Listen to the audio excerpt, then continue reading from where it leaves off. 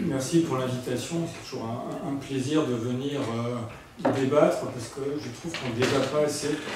Et l'association que j'ai le plaisir de présider, qui a été créée en 1961, a été créée par un directeur formation d'IBM qui considérait que la formation avec une double clé d'entrée, c'était un, répondre aux besoins de l'économie et deux, permettre l'émancipation des collaborateurs à la fois dans le travail et en dehors du travail.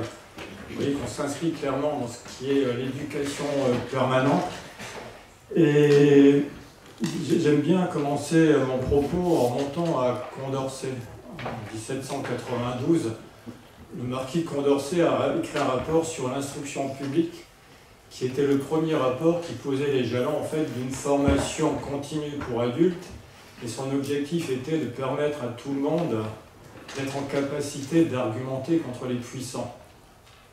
Capacité d'argumenter contre les puissants. Et il avait une deuxième phrase que j'aime beaucoup et qui est un peu mon corpus, c'est de dire est-ce qu'il y aurait d'un côté des gens qui raisonnent, de l'autre côté des gens qui croient, est-ce qu'il y aurait d'un côté des dominants et de l'autre côté des esclaves. Et donc toute l'histoire de la formation professionnelle continue au 19e et au 20e siècle, même au 21e siècle, a été irriguée par différents courants de pensée, un courant laïque, un courant social et un courant anticapitaliste, qui à chaque fois, ces trois courants-là, ont su se retrouver sur le sujet qui était le sujet de la formation continue et a créé ensemble un système qui va aboutir avec ce qu'on appellera la loi de l'or, sur la première fois une cotisation des entreprises qui est versée, à la fois pour avoir formé les salariés, mais à la fois avec ce même argent-là, avec ces sommes d'argent-là, permettre à des collaborateurs, à des salariés de se former sur les formations qu'ils avaient choisies eux. C'est important de rentrer dans cette présentation de la loi de 2018 en rentrant par ce critère-là, surtout que, autre contexte que j'aime à rappeler, c'est qu'en 1946, dans la Constitution de la 4e République, il y a des droits fondamentaux qui sont instaurés. Dans les droits fondamentaux instaurés, il y en a deux que je vais retenir. C'est le droit à la santé, au travail et au bien-être. Et un deuxième droit qui est le droit à la formation. C'est un droit à l'accès à la formation et à la culture. Donc, qui dit droits fondamentaux, dit droits donc opposables des citoyens à l'égard de l'État. Juste comme ça, des petites choses comme ça qu'il faut remettre un peu en perspective. Je vais aussi revenir sur la loi de l'or, la loi de Debré en 1958-59, qui parle de promotion sociale. Vous êtes quelques-uns à être dans des organismes de formation et qui proposent que les organismes de formation soient ouverts le soir, pour permettre les cours du soir, et qui dit que le résultat d'une émancipation est un effort personnel.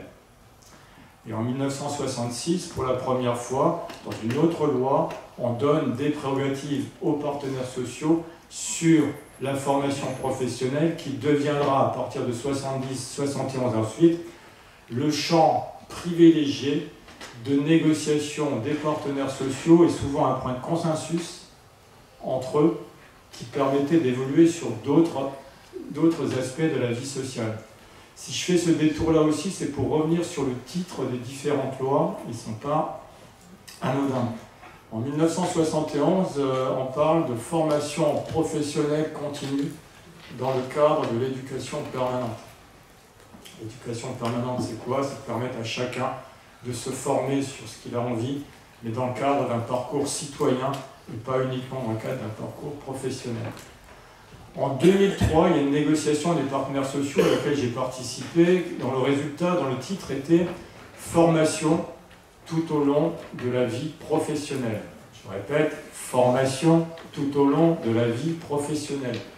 La loi Fillon du 4 mai 2004 va prendre un titre, tout le monde pense que c'est le même, mais en fait, il y a un mot qui change de place. Ça s'appelle formation professionnelle tout au long de la vie. Formation tout au long de la vie professionnelle et formation professionnelle tout au long de la vie, ça ne veut pas dire la même chose. En 2003, c'est à ce moment-là où le paradigme change, où les règles changent, où d'un seul coup, tout l'argent consacré à la formation professionnelle qui provient des entreprises doit répondre d'abord aux besoins de l'économie, et tous les droits qui sont attachés à un individu, même si ce sont des droits individuels, puisque on va créer le droit individuel à la formation, doivent être des droits dont les formations doivent permettre de répondre aux besoins de l'entreprise et de l'économie. Les choses se mettent en place à partir de 2003-2004 de cette façon-là. Alors tout à l'heure, Florence Lecoq disait que c'était la énième loi sur la formation professionnelle, celle qui nous arrive. Je suis au regret de la contredire. Pour moi, c'est la première loi sur la gestion par les compétences.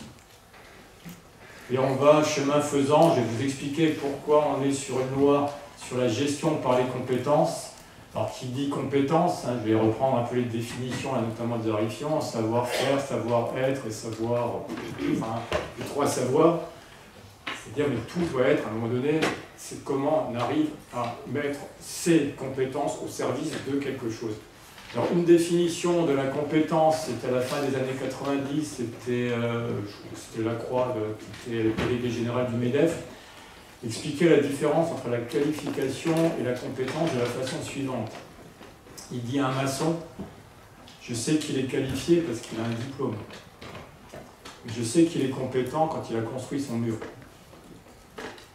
Donc aujourd'hui, on est sur une loi sur la gestion par les compétences. Donc ce qu'on attend de chaque individu, c'est que le résultat attendu soit effectif et non pas que la personne soit qualifiée pour faire quelque chose.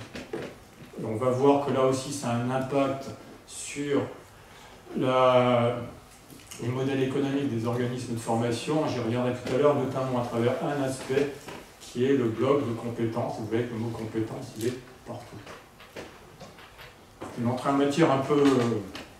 Je pense qu'il vaut mieux cadrer un peu les choses pour qu'on voit aussi d'où je parle et qu'une des originalités, ce que je revendique de l'association que je préside, c'est de faire un pas de côté, de ne pas simplement être dans une explication d'un texte, mais tout texte est le résultat d'une histoire. Et comme j'ai fait des études d'histoire il y a longtemps, il y a une phrase de Bernard de Chartres que j'aime bien, nous sommes des nains juchés sur des épaules de géants. En gros, si on ne sait pas d'où on vient, on ne sait pas où on va. Et donc, on va essayer de voir d'où on vient pour comprendre où on peut aller dans un contexte qui change totalement. Et je préfère vous le dire tout de suite, si certains ont des certitudes et pensent que leur métier n'a pas changé, Florence l'a dit tout à l'heure, ce qui sort de la loi de 2018, c'est un changement de système à 180 degrés. Et que de tout ce que vous savez, pensez savoir, gommez tout, mettez-vous la tête à l'envers et essayez de reconstruire un nouveau projet, une nouvelle stratégie dans un contexte évolutif extrêmement important. Et on verra tout à l'heure que sur le modèle économique des organismes de formation, il y a quelques incidences. Donc, je vous propose de rentrer un peu plus dans le détail, mais je vous propose aussi, s'il y a des choses que vous ne comprenez pas, n'hésitez pas de poser des questions au fur et à mesure, parce qu'il n'y a rien de plus triste que de faire juste une conférence déroulée, et qu'à un moment donné, il n'y a pas d'interaction. Vous êtes nombreux, je pense que ça va pouvoir se gérer sans trop de problème. On y va ? Les micros qui vont circuler d'ailleurs. On y va, on est parti. Alors j'aime bien on parle des opérateurs de compé, des OPCA aux OPCO, mais j'aime bien aussi montrer que ces OPCA, ces OPCO sont à un moment donné dans le système, mais ils ne sont pas au seul au monde.